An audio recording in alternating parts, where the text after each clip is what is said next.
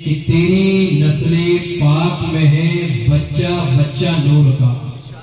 یا رسول اللہ تیری نسل پاک میں ہے. یا رسول اللہ آپ کی جو بھی اولاد ہے، آپ کی نسل میں جو بھی پیدا ہوگا، تیری نسل پاک میں ہے بچہ بچہ نور کا. تو ہے عین نور، تیرا سب گھرانہ نور کا. برادران اسلام، کسی شاعر نے یہ بھی کہا ہے کہ یہ میں نہیں، یہ میرا ایمان بولتا ہے. بولو سبحان اللہ. بول دو زور سے اور زور سے. یہ میں نہیں، یہ میرا ایمان بولتا ہے. لب آہے مصطفیٰ پہ قرآن بولتا ہے.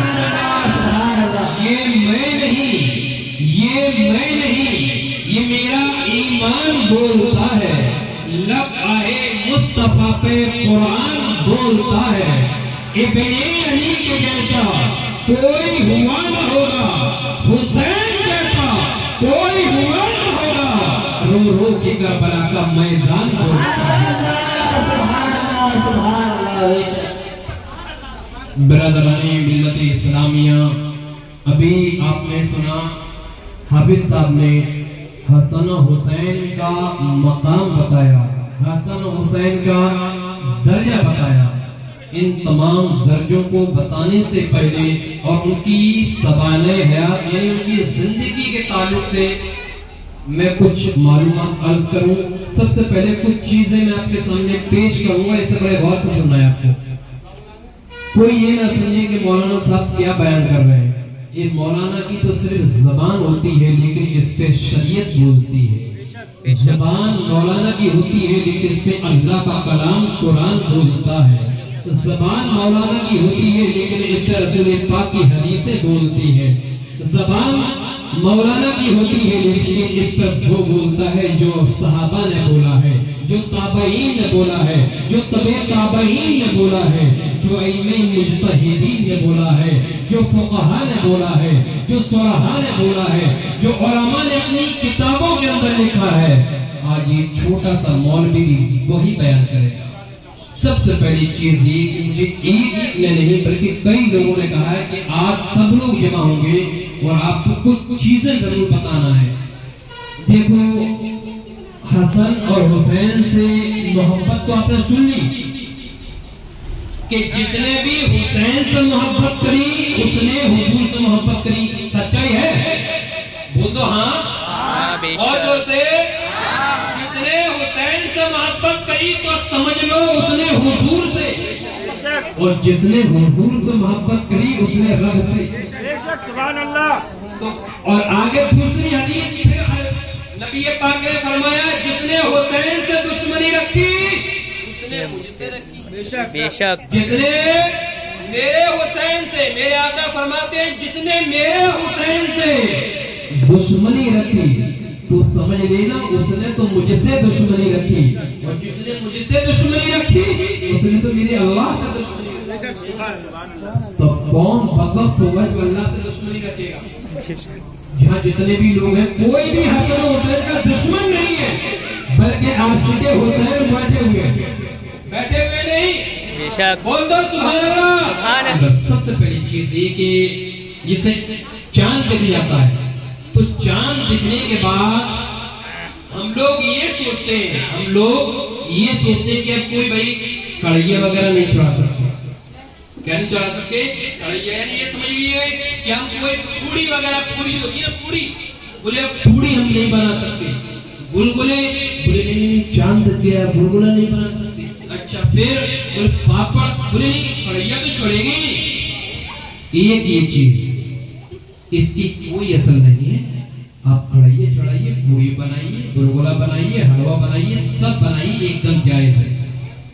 کڑھائیے کس لیے نہیں چڑھاتے؟ گلگلے کس لیے بنتے؟ یہ تو دوسرے لوگ ہیں جو نہیں چاہتے کہ کھچڑا بنے.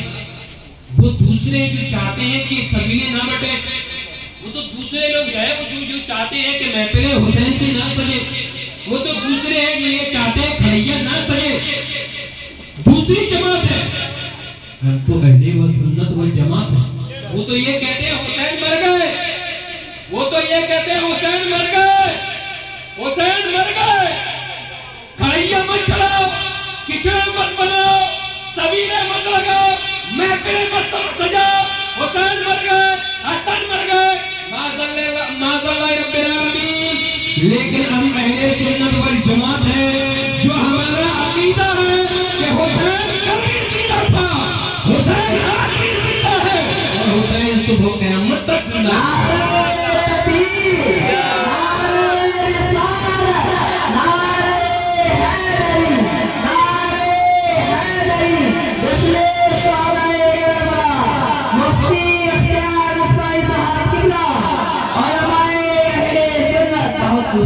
سمجھ میں یہ بھی آ رہا ہوگا، یہ بھی سمجھ میں آ رہا ہوگا یار بھائی مولانا بول دیا حسین زندہ ہے، حسین زندہ، پہلے زندہ تھے سمجھ میں آ رہا تھا، انتقال کے بعد کیسے زندہ ہوئے؟ تو یہ میں نے پھر کہا تھا، پہلے ہی کہا تھا مولانا کی صرف زبان بولتی ہے لیکن اس زبان پہ قرآن بولتا ہے۔ قرآن مقدس دوسرا پارہ دوسرا رکوع، اللہ ارشاد فرماتا ہے وَلَا تَقُولُوا لِمَنْ يُقْتَلُ فِي سَبِيلِ اللَّهِ أَمْوَاتٌ بَلْ أَحْيَاءٌ وَلَكِنْ لَا تَشْعُرُونَ۔ اللہ فرماتا ہے کہ جو اللہ کی راہ میں مارے گئے ہیں، اے لوگوں، اے میرے بندوں جو میری راہ میں مارے گئے ہیں، اے لوگوں جو میری راہ میں مرے ہیں، اے لوگوں جو میری راہ میں قتل ہوئے ہیں، اے لوگوں جو میری راہ میں شہید ہوئے ہیں، اے لوگوں جو میرے راستے میں انتقال کیے ہیں، اے لوگوں تم انہیں مردہ مت کہو، تم انہیں مردہ مت کہو، تم انہیں مردہ مت کہو، تم تو کہو جو میں کہہ رہا ہوں، بل احیاء بل احیاء بل احیاء، بلکہ وہ تو زندہ ہے، وہ زندہ ہے، وہ زندہ ہے، ولکن لا تشعرون، لیکن اے لوگوں تم ان کی زندگی کا شعور نہیں ہے۔ بے شک بے شک اللہ کہہ رہا ہے حسین زندہ، اللہ کہہ رہا ہے حسین زندہ، اور جب زندہ ہے تو پھر غم کیسا؟ جب زندہ ہے تو غم کیسا؟ تو سب کچھ بناؤ، سب کچھ بناؤ، سبیلے بھی لگواؤ، فاتحہ بھی لگواؤ حسین کے نام سے، کھچڑا بناؤ، فاتحہ دلواؤ حسین کے نام سے، صدقہ خیرات کرو حسین کے نام سے، یہ تمام کے تمام سب ثواب کے کام۔ یہ پہلا۔ دوسری چیز یہ کہ ایک محرم کا چاند دیکھا نہیں تو لوگ باولے ہو جاتے، ایک دم ایسا لگتا پتہ نہیں کیا ہو گیا ہے، لوگ چپل اتار دیتے، کیا کرتے ہیں؟ چپل اتار دیتے۔ 10 محرم تک چپل نہیں پہنتے صاحب، 10 محرم تک چپل نہیں پہنتے، 10 محرم تک۔ اور کون لوگ چپل نہیں پہنتے ہیں؟ وہ لوگ چپل نہیں پہنتے جنہوں نے سال میں عید اور بقرعید کی نماز کے علاوہ کوئی نماز نہیں پڑھی۔ عید اور بقرعید کے علاوہ کوئی نماز نہیں پڑھی، وہ لوگ چپل نہیں پہنتے۔ اللہ بتائیے کیسی چیزیں دماغ میں گھسی ہوئی ہے جن کی کوئی حقیقت نہیں ہے۔ بھائی اب جب پیدل چلو گے تو ہو سکتا ہے گوبر بھی لگ جائے، ہو سکتا ہے کچھ اور بھی لگ جائے، گندگی لگ جائے، پیر گندا ہو جائے۔ ابھی پیر گندا ہو گیا، نجس لگ گئی، پیر ناپاک ہو گیا، اور اسلام کہتا ہے الطہارۃ نصف الایمان، کہ پاکی آدھا ایمان، پاکی آدھا ایمان۔ یہ چپل نہیں پہنا ہے، یہ گندگی میں گھوم رہا ہے، اسلام کہہ رہا ہے پاکی حاصل کر، یہ کہہ رہا ہے تو ناپاکی کی طرف دوڑ۔ ہم کس کے ماننے والے ہیں؟ ہم اسلام کے ماننے والے ہیں۔ ہم 1 سے لے کر 10 تک اور 10 سے لے کر 30 تک چپل پہنے۔ یہ میں جو بات بولوں اپنی شریعت کی بات بتا رہا ہوں، بڑے غور سے سنیے، اس لیے یہاں سب اپنے ہے نا، سب اپنے۔ 2 چیزیں ہو گئی۔ تیسری چیز تعزیہ کا اٹھنا کیا ہوا؟ تعزیہ اٹھا، 4 لوگ لگے، اٹھا تو کچھ لوگوں کو دیکھا جاتا ہے ادھر سے نیچے سے گھس گئے، ادھر سے نیچے سے گھس گئے۔ کئی بار تو ایسا ہوتا مانو ایک تو ادھر سے گھستے تو پورے کھڑے تو ہو ہی نہیں پاتے، کیا ہوتے؟ کھڑے تو ہو ہی نہیں پاتے، نیچے گردن کیے ہوئے سیدھے گھس جاتے، ادھر سے سیدھا وہ بھی آتا تو ایک کا ساتھ دوسرے پڑتا ہے، ایک ادھر گرتا ہے دوسرا ادھر گرتا ہے۔ کئی بار ہوتا ہے ایسا، تعزیہ کے نیچے ادھر ادھر ادھر۔ برادران اسلام اس کو آپ خیال کر لیجئے کہ تعزیہ کے نیچے سے ادھر سے ادھر سے گزرنا اس کی بھی کوئی حقیقت نہیں ہے، بلکہ ایسا کرنا یہ بھی ایک گناہ ہے، یہ بھی ایک گناہ ہے۔ اور جب گناہ ہے تو ہمیں اس گناہ سے ہمیں بہت دور رہنا ہے۔ ہم وہ کام کریں گے جو شریعت نے کہا ہے، ہم وہ کام نہیں کریں گے جس سے شریعت نے منع کیا ہے۔ عزیزان محترم، اب چوتھی چیز کیا ہے اس کے اندر؟ چوتھی چیز آپ نے دیکھا ہوگا کہ کان چھدوانا۔ کیا چھدوانا؟ کان۔ ارے بھائی لیڈیز تو گھر چھدوا لی تھی یہ کان، وہ تو سمجھ میں آ رہا ہے، لیکن کچھ لڑکے بھی تازیہ کے نیچے کان چھدواتے ہیں۔ کہو، بولے کان چھدواؤ۔ لڑکے اتنی شرم و حیا نہیں ہے، اتنی شرم و حیا نہیں ہے کہ بتاؤ یار تو تو آدمی ہے، تیرا کیا مطلب ہے؟ تیرا کیا مطلب ہے کان چھدوانے سے؟ بھائی عورتوں کو سمجھ میں آ رہا ہے کہ عورتوں تو چلو اپنے گھر پر، تو تعزیہ کے نیچے چھدوا کا کیا کر رہا؟ کون سا ثواب حاصل کر رہا؟ یہ بھی سمجھ لیجیے کہ اس کی بھی کوئی بھی حقیقت نہیں ہے، ایک ناجائز کام ہے، اس سے دور رہے۔ اب چھٹی چیز کیا ہے وہ بھی آپ سن لیں۔ تقریر میں بھی کروں گا، میری تقریر نہیں ہوئی ابھی تو یہ بات کر رہا ہوں میں۔ چھٹی چیز کیا ہے؟ بڑے غور سے سن لینا، یہ مت کہنا مولانا کیا بول گئے رات میں۔ اگر کبھی کسی کو بھی اعتراض ہو تو وہ میرے پاس آ سکتا ہے، میں تو حوالے کے ساتھ بولتا ہوں، پورا حوالے کے ساتھ۔ ہم لوگ کیا کرتے ہیں، 7 تاریخ کو وہ کیا پہنتے ہیں؟ سیلی ہے نا، سیلی پہنتے ہیں 5-7 تاریخ کو، شاید 6 یا 7 تاریخ کو، 7 اب سیلی پہنتے ہیں۔ اس کی کیا حقیقت ہے؟ اس سیلی کی بھی کوئی حقیقت نہیں، کوئی حقیقت نہیں اس سیلی کی بھی، یہ بھی جائز نہیں ہے، یہ بھی ایک ناجائز کام ہے، اس کی بھی اجازت نہیں ہے۔ یہ کون سی 7 چیز ہوتی ہے؟ 8ویں چیز یہ کہ 7 تاریخ کو ہی شاید ملیدہ لے جاتے ہیں، 7 کو یا 8 کو ملیدہ کس تاریخ میں لے جاتے ہیں؟ کون سے محرم میں؟ 7 محرم کو۔ 7 محرم کو اتنے بڑے بڑے تھال جاتے ہیں سروں پر رکھ کے، اور اوپر دبیلا جلتا ہوتا ہے اس پہ، تو وہاں پہنچ جاتے ہیں ہم لوگ۔ کہاں پہنچ جاتے ہیں؟ تعزیہ کے پاس، اور وہاں فاتحہ ہم دلاتے ہیں۔ کہاں؟ تعزیہ کے پاس۔ حضور بحر العلوم کو آپ پڑھ لیں، سیدی اعلیٰ حضرت امام اہل سنت کو آپ پڑھ لیں، حضور فقیہ ملت کو آپ پڑھ لیں، اور حضور تاج الشریعہ علامہ اختر رضا خان صاحب قبلہ ازہری کو آپ پڑھ لیں۔ ان بزرگان دین کی کتابوں کو پڑھ لیں، ان کے فتاوا کو پڑھ لیں۔ ان لوگوں نے اپنی کتابوں کے اندر صاف طور پر لکھا ہے کہ تعزیہ کے سامنے فاتحہ دلانا یہ جائز نہیں۔ یقیناً فاتحہ دلانا ثواب کا کام ہے، اچھا کام ہے، جائز و مستحسن کام ہے، لیکن تعزیہ کے سامنے دلوانے کی اجازت نہیں۔ تو آپ سے بھی گزارش ہے کہ تعزیہ کے سامنے فاتحہ دلانے سے بچیں، اپنے گھروں کے اندر فاتحہ کا اہتمام کریں، چاہے کھچڑا بنوا لیں، چاہے ملیدہ بنوا لیں، چاہے اس کے علاوہ زردہ بنوا لیں، کوئی بھی چیز بنوائیں، آپ گھروں کے اندر بنوائیں۔ اب نبی یہ چیز جو میں نے ذکر کری اس کی اجازت نہیں ہے۔ اب خاص چیز کیا ہے؟ خاص چیز یہ کہ جو بھی فاتحہ کے لیے بنائیں، اس مہینے میں تو زیادہ سے زیادہ خیرات کرو، 1 محرم سے لے کر 10 محرم تک خیرات ہی خیرات کرو۔ کھچڑا بٹوا دو، قبولی بٹوا دو، چاول بٹوا دو، بریانی بٹوا دو، اور امام حسین کے نام سے فاتحہ دلا کر اس کو بانٹو، تو یہ سمجھ لو کہ ثواب کے مستحق ہوں گے۔ امام حسین کے نام سے میلاد کروا لیں، یہ بھی ثواب کا کام ہے، ان کی سارے ثواب کے لیے۔ اس کے علاوہ یہ ہے کہ قرآن خوانی کلوائیں، یہ بھی بہت بڑے ثواب کا کام ہے۔ پہلے میں نے سننے میں آیا تھا آج ہی کہ یہ کہا گیا تھا کہ مولانا صاحب بولے اب تو بہت یہ کم دیگے چڑھ رہی ہیں، اب تو کم دیگے چڑھ رہی ہیں، بولے پہلے تو یہ لائن کی لائن لگی رہتی تھی محلے کے اندر، اتنی دیگے چڑھتی تھی۔ تو عزیزان گرامی وقار، جو روش آپ کی تھی کہ پہلے جو فاتحہ ہوتی تھی دیگے چڑھایا کرتے تھے، اس میں کمی نہ آنے پائے، جس طریقے سے ہر سال کرتے تھے اور ہر سال کرتے رہے۔ یہ اصلی حسین سے محبت کا طریقہ ہے۔ برادران اسلام، تو آئیے ہم اور آپ ایک مرتبہ درود پاک پڑھیں، صلی اللہ علیہ نبی علیہ صلی اللہ علیہ وسلم، صلاۃ و سلام علیک حبیبی یا رسول اللہ صلی اللہ علیہ وسلم۔ 2 منٹ کے لیے میں رک رہا ہوں، جب تو ہو سکتا ہے لائٹ آ جائے، اکثر 2 شعر پڑھ دیں۔ برادران اسلام، ایک بار اور درود شریف پڑھ لیں صلی اللہ علیہ نبی علیہ صلی اللہ تعالی علیہ وسلم الصلاۃ والسلام علیک حبیبی یا رسول اللہ صلی اللہ تعالی علیہ وسلم.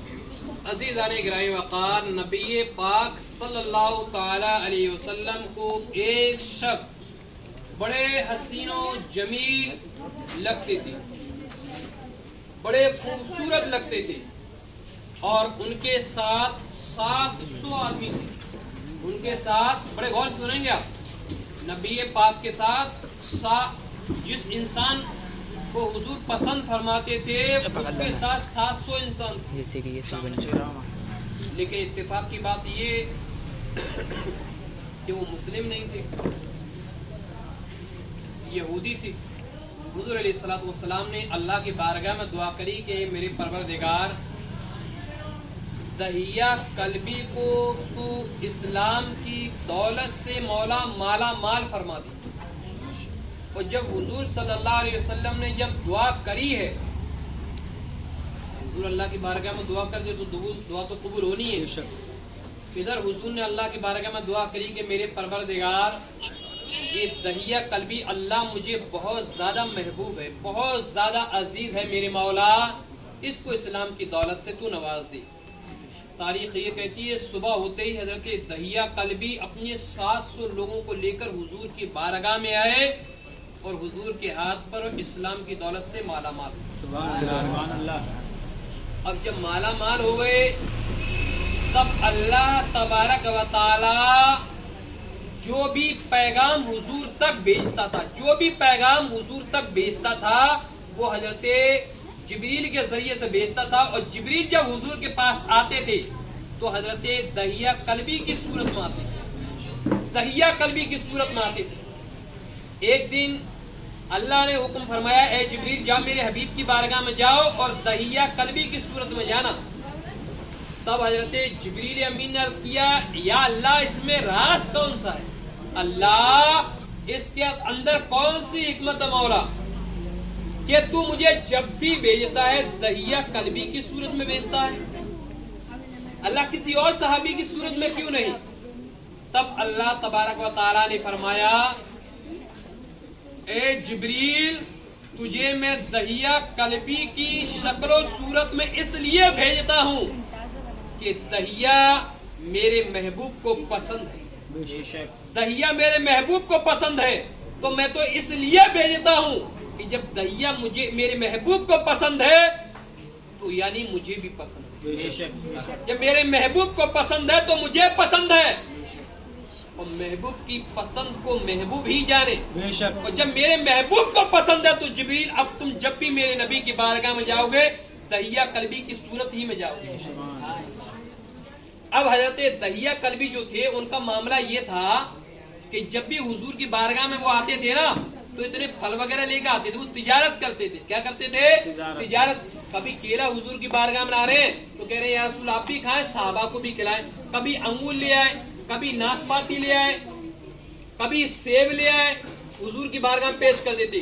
اور امام حسن اور امام حسین تو چھوٹے چھوٹے ہی تھے، ان کے لیے کیا کرتے پہلے دونوں جیبوں میں رکھ لیتے تھے کہ ایسا نہ ہو کہ سب رکھ دو صحابہ لے لیں، حسن حسین بے قرار ہو جائیں. تو امام حسن حسین کا حصہ وہ پہلے ہی لے کے جیب میں رکھ لیتے تھے. ایک دن اسی طریقے کا میٹر پیش آیا کہ حضرت دہیہ قلبی کی شکل میں حضرت جبریل امین آئے، حضور کے پاس بیٹھ گئے. اور جب حضور کے پاس بیٹھ گئے تو کھیلتے کھیلتے، اپنے بچے نہیں کھیلتے باہر گھر سے نکل جاتے ہیں، اسی طریقے سے امام حسن امام حسین کھیلتے کھیلتے مسجد نبوی میں پہنچ گئے. اور جب مسجد میں پہنچے تو کیا دیکھا کہ نبی پاک صلی اللہ علیہ وسلم بیٹھے ہوئے ہیں اور سامنے دہیہ قلبی بیٹھے ہوئے ہیں. حقیقت یہ ہے کہ وہ دہیہ قلبی نہیں بیٹھے ہوئے تھے، وہ حضرت جبریل امین بیٹھے ہوئے تھے. حضور کی بارگاہ میں آئے، حضور نے دونوں بچوں کو اپنی گودی میں بٹھایا، دونوں کو حسن و حسین کو بٹھایا. اور بٹھانے کے بعد حضور نے کبھی اس گال کو چوما، کبھی اس گال کو چوما، کبھی ہونٹ حضور نے چومے، کبھی ماتھا حضور نے چوما، اور حضرت حسین کے گلے کو حضور نے چوما. اور جیسے انہوں نے سامنے دیکھا کہ چچا جان دہیہ قلبی بیٹھے ہوئے، اب انہیں کیا پتا تھا کہ فرشتوں کے سردار بیٹھے ہوئے. اب دونوں حسن اور حسین اٹھے حضور کی گود سے اور دہیہ قلبی یعنی حضرت جبریل امین کے چمیٹ لیے دونوں نے. ادھر سے امام حسن آ گئے، ادھر سے امام حسین آ گئے اور دونوں گردن پکڑ کر کھیلنے لگے. گردن پکڑ کے کھیلنے لگے. کس کی؟ حضرت جبریل. کھیلنے لگے. کیا ہو گیا بھائی؟ ہلو. کھیلنے لگے. حضور نے دیکھا یار یہ تو حسن اور حسین یہ کیا کر رہے ہیں؟ یہ تو فرشتوں کے سردار کے ساتھ کھیل رہے ہیں. کئی بدتمیزیاں نہ کر دے. کہیں ایسا نہ ہو کہ داڑھی پکڑ کر تو نہیں پھوڑ دے. کیا ہو رہا بھائی؟ ارے بھائی شاہ رخ بھائی آپ سو گئے تو کیسا کام چلے گا بھائی؟ جلدی آئیے. ایک بار اور درود شریف پڑھیے. اللهم صل على سيدنا مولانا محمد وعلى اللهم رب محمد صلى الله عليه وسلم. کیا ہوتا ہے؟ حضرت جبریل کو چمٹ لیتے. اب ادھر توجہ دے. دیکھیں بات مت کریے. ایک بھی انسان بات نہیں کرے گا تو بات بیان کرنے میں تھوڑا اچھا لگے گا. بات کرو گے تو میٹر کھڑا ہوگا.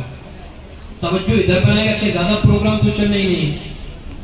توجہ رکھو گے تو کچھ سنا دیں گے. آپ کو اچھا نہیں لگے گا تو سنانے میں ہمیں کون سا اچھا لگتا ہے؟ محنت ہی لگے گی. ادھر آپ نہیں سنو گے, ادھر ہم السلام علیکم کہہ دیں, ہم بھی نہیں کر لیں گے. اس وجہ سے غلط سنیے. حسن و حسین نے حضرت جبریل کو چمیٹ لیا اور جب چلے جانے دی اس کو, اور جب چمیٹ لیا کیا ہوا تو اس کے بعد کیا ہوا؟ حضرت جبریل کی کہیں امام حسن نے جیب میں ہاتھ ڈالا, امام حسین نے جیب میں ہاتھ ڈالا, پیار کرنے لگے. اور جب دیکھا تو کچھ بھی نہیں تھا ان کی جیب میں. اب حضرت دہیا کلبی ہوتے تو سیب ہوتے, انگور ہوتے, کیلا ہوتے, وہ تو جبریل امین کے کچھ نہیں تھا. امام حسن نے امام حسین نے کہا چچا جان یہ کیا کیا آپ نے؟ آپ تو جب بھی آتے تھے حسن و حسین کے لیے سیب کیلا لایا کرتے تھے, آپ تو اب کھالی آ گئے. اس کے بعد پھر بھی لپٹ گئے. جب لپٹ گئے تو حضرت جبریل امین بھی محبت کرنے لگے. حضرت جبریل امین بھی محبت کرنے لگے. اور جب زیادہ چمٹنے ہوئے, مذاق کرنا شروع ہوا جبریل امین سے. چھوٹے تھے نا, وہ کیا جانے, وہ تو چچا سمجھ رہے تھے. تب حضرت نبی کریم صلی اللہ علیہ وسلم نے امام حسن اور حسین کو روکنا چاہا کہ بیٹو یہ جبریل ہے, دہیا قلبی نہیں ہے. تو حضرت جبریل نے جیسے دیکھا حضور منع کر رہے ہیں تو حضرت جبریل نے خود منع کر دیا, یا رسول اللہ نہیں, کھیلنے دو ان کو کھیلنے دو. آج مستی کر رہے ہیں, انہیں مستی کرنے دو, انہیں مستی کرنے دو. اللہ حسن و حسین کا مقام فرشتوں کے سردار, کوئی عام سردار نہیں, جبریل امین تمام فرشتوں کے سردار. جس طریقے سے نبیوں میں حضور کا جواب نہیں ہے, فرشتوں میں جبریل امین کا جواب نہیں ہے. تو کیا کہا جبریل نے؟ یا رسول اللہ ان کو کھیلنے دے. بولے یا رسول اللہ یہ آج ہی کا دن ایسا نہیں ہے کہ میں یہ حسن اور حسین کو کھلا رہا ہوں. یا رسول اللہ میں تو ان کے بچپنے سے حسن اور حسین کو کھلا رہا ہوں, آج سے نہیں, بچپنے سے. حضور نے فرمایا جبریل کیسے؟ بولے یا رسول اللہ آپ کی بیٹی پیاری فاطمہ جب تہجد کے لیے نماز کے لیے کھڑی ہو جاتی تھی, اس وقت حسن و حسین رونے لگتے تھے. اور یا رسول اللہ جب حسن و حسین رونے لگتے تھے تو میں سدرا پر اللہ کی تسبیح بیان کرتا تھا, تو اللہ فرماتا جبریل, تو جبریل کہتے جی رب جلیل. بولی جاؤ میرے محبوب کی بیٹی کے نواسے رو رہے ہیں اور میرے محبوب کی بیٹی میری عبادت کر رہی ہے. جبریل جاؤ اور حسن اور حسین کے جھولے کو ہلانا شروع کر دو. سبحان اللہ. جھولے کو ہلانا شروع کر دو, کیونکہ گہوارے میں لیٹے ہوئے تھے نا, جھولے میں لیٹے تھے تو جبریل امین جھولا دیتے تھے. آج ہمارے گھر میں پلاسٹک کے جھولے آتے ہیں تو بچے لیٹے ہوتے ہیں, ہم دیتے ہیں ایسے, بیٹا سو جا, لوریاں دیتے تھے. لیکن حسن و حسین کا مقام دیکھو کہ جبریل انہیں لوریاں سنا رہے ہیں. جبریل, اور یہیں تک نہیں بلکہ انہیں جھولا بھی جھلاتے تھے اور انہیں ان کا من بھی بہلایا کرتے تھے. عزیزان محترم, جب نبی پاک صلی اللہ علیہ وسلم کو یہ معاملہ انہوں نے سنایا کہ ایسا معاملہ ہے, پھر حضرت جبریل کہتے ہیں یا رسول اللہ لیکن معاملہ میری سمجھ میں آیا نہیں, آخرکار یہ میری جیب میں ہاتھ کیوں ڈال رہے ہیں دونوں, اس کی وجہ کیا ہے؟ تب حضور نے کہا تھا کہ اے جبریل امین, اے حسن اور حسین, آپ کی جیب میں ہاتھ اس لیے ڈال رہے ہیں کہ وہ یہ سمجھ رہے ہیں یہ کوئی جبریل نہیں ہے بلکہ یہ تو ہمارے چچا جان دہیا قلبی ہیں، اور وہ ان کے لیے سیب لایا کرتے تھے، انگور لایا کرتے تھے، کیلا لایا کرتے تھے، ناشپاتی لایا کرتے تھے، سیب لایا کرتے تھے۔ بولے یا رسول اللہ اگر ایسی بات ہے تو حسن و حسین کا دل نہیں ٹوٹے گا، حسن و حسین کا دل نہیں ٹوٹے گا۔ تاریخ یہ بتاتی ہے حضرت جبریل امین نے وہیں سے مسجد نبوی سے حضور کے سامنے بیٹھ کر اپنا ہاتھ جنت کی طرف بڑھا دیا، اور جنت کی طرف جیسے ہی بڑھایا فوراً 2 سیب لیے حضرت جبریل امین نے، اور ایک حسن کو دے دیا، ایک حسین کو دے دیا۔ عزیزان گرامی وقار، اس سے اندازہ لگاؤ کہ امام حسن و حسین کا مقام اللہ کی بارگاہ میں کتنا اعلیٰ ہوگا۔ یہ مت سمجھنا کہ صرف نبی تھے جنہوں نے اپنی آل سے محبت کری، نبی تھے اس وجہ سے نواسوں سے محبت کری ہے، نہیں۔ جبریل نے کس وجہ سے محبت کری تھی؟ جبریل نے کس وجہ سے؟ جبریل نے اس وجہ سے محبت کری تھی، اس وجہ سے محبت کری تھی کہ حسن و حسین وہ ہے جس سے رسول اللہ نے محبت کری ہے، جس سے رسول اللہ نے محبت کری ہے۔ جبریل جانتے تھے کہ جس سے رسول اللہ محبت کرے اس سے تو اللہ تعالیٰ محبت فرماتا ہے۔ اور جب جبریل نے سیب لیے ہوں گے تو ایسے تو نہیں لیے ہوں گے، اللہ کی مرضی سے ہی لیے ہوں گے، اللہ کی مرضی سے ہی لیے ہوں گے، یا جیسے مرضی سے نہ بھی لیے ہوں گے تو انہیں معلوم ہوگا کہ اگر لے دیں گے بھی تو اللہ تبارک و تعالیٰ ناراض نہیں ہوگا، بلکہ یہی تو رب کی خوشی ہوگی۔ عزیزان گرامی وقار، یہ مقام حضرت سیدنا امام حسن و حسین رضی اللہ تعالیٰ عنہما کا دنیا کے اندر بے شمار نواسے آئے اور بے شمار نواسے آئیں گے، لیکن امام حسن و حسین کی طرح نہ تو کوئی نواسا آیا اور نہ صبح قیامت تک کوئی نواسا آیا۔ یہ اتنے عزیز، اتنے پیارے، اتنے نزدیک تھے رب کے، اور جو چیز کا سوال کر لیتے، جس چیز کا سوال کر لیتے تھے تو حضور کبھی ان کے لیے منع نہیں فرمایا کرتے۔ کیوں کہ جس چیز کی بھی اجازت مانگتے، جس چیز کی بھی سوال کرتے، اللہ تبارک و تعالیٰ ان کی مرضی کے مطابق کام فرما دیتے۔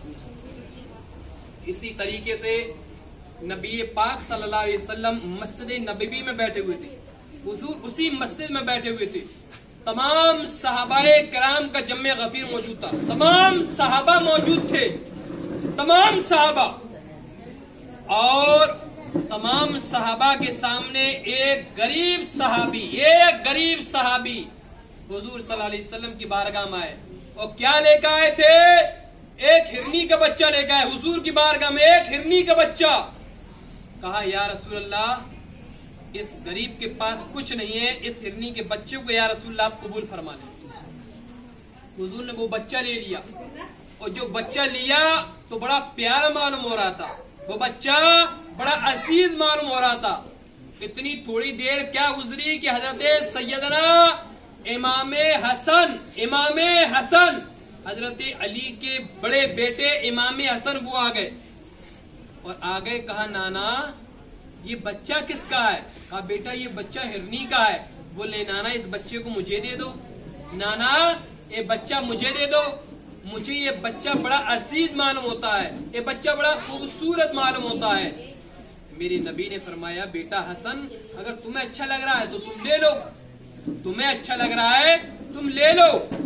امام حسن نے وہ بچہ لیا اور چل دیے، چلتے چلتے گھر پہنچ گئے، اور امام حسن جب گھر پہنچے ہیں، گھر امام حسین بھی آ گئے۔ امام حسین نے دیکھا تو کہا بھائی یہ بچہ کہاں سے لے کر آئے ہو؟ کہا یہ بچہ مجھے نانا نے دیا ہے، یہ بچہ مجھے اپنے نانا نے دیا ہے۔ کہا بھائی یہ بچہ مجھے دے دو، یہ بچہ یہ مجھے دے دو۔ امام حسن نے فرمایا بھائی نہیں یہ بچہ میں تمہیں نہیں دوں گا۔ امام حسین نے کہا بھائی حسن یہ بچہ مجھے بہت پیارا لگ رہا ہے، یہ بچہ مجھے دے دو، یہ بچہ مجھے دے دو۔ بڑی زبردستی کری، امام حسین نے بہت مرتبہ مانگا لیکن امام حسن نے انکار کر دیا، اور امام حسن نے یہ کہا تھا کہ اگر آپ کو یہ بچہ چاہیے تو جاؤ اپنے نانا کے پاس جاؤ اور وہاں سے لے آؤ۔ اب امام حسین رضی اللہ تعالیٰ عنہ گئے حضور کی بارگاہ میں۔ اب جب حضور کی بارگاہ میں جاتے ہیں हुजूर की बारगाह में जाते हैं, कहा नाना आपने भाई हसन को बच्चा दिया है, हिरनी का बच्चा दिया है।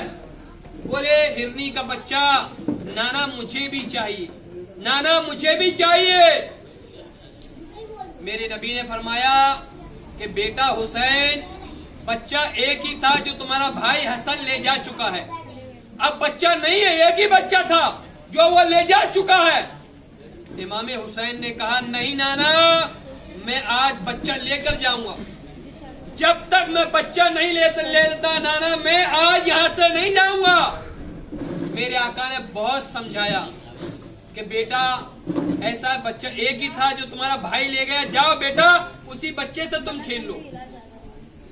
लेकिन हजरत हुसैन ने कहा कि नाना मैं उस बच्चे से नहीं खेलूंगा, मैं हसन के साथ नहीं खेलूंगा, मुझे एक अलग बच्चा चाहिए। मेरे नबी ने फरमाया बेटा हुसैन, अच्छे बच्चे जिद नहीं करते, बेटे अच्छे बच्चे जिद नहीं करते, जाओ और उसी के साथ खेल लो।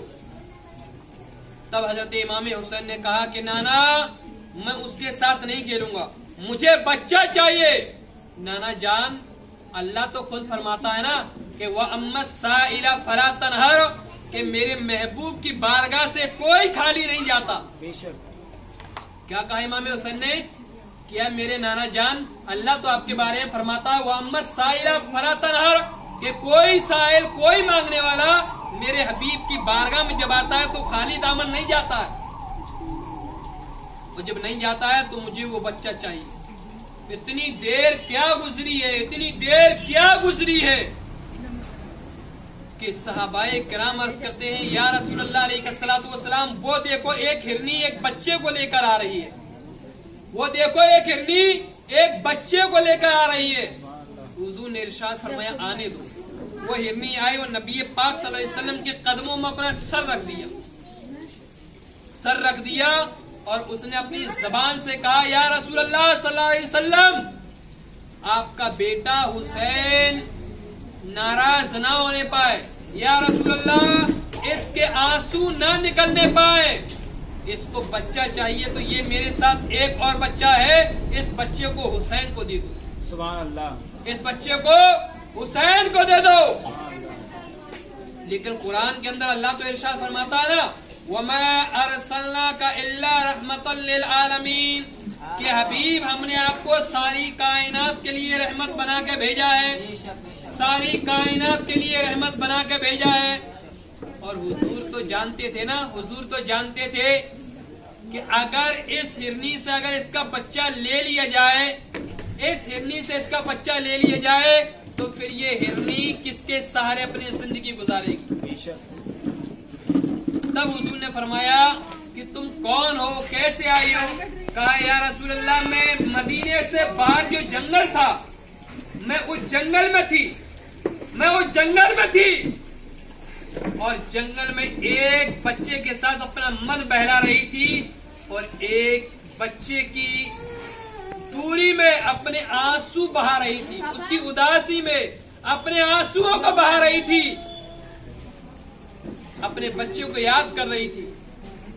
जैसे अपने बच्चों को याद कर रही थी तो अल्लाह की जानिब से मेरे पास ऐलान आता है, अल्लाह की जानिब से मेरे पास हुक्म आता है कि हिरनी तुझे परेशान होने की जरूरत नहीं है, तेरा जो बच्चा है वो कोई आम जगह नहीं गया है, तेरा बच्चा तो रहमतुल लिल आलमीन के कदमों पे कुर्बान हो गया है।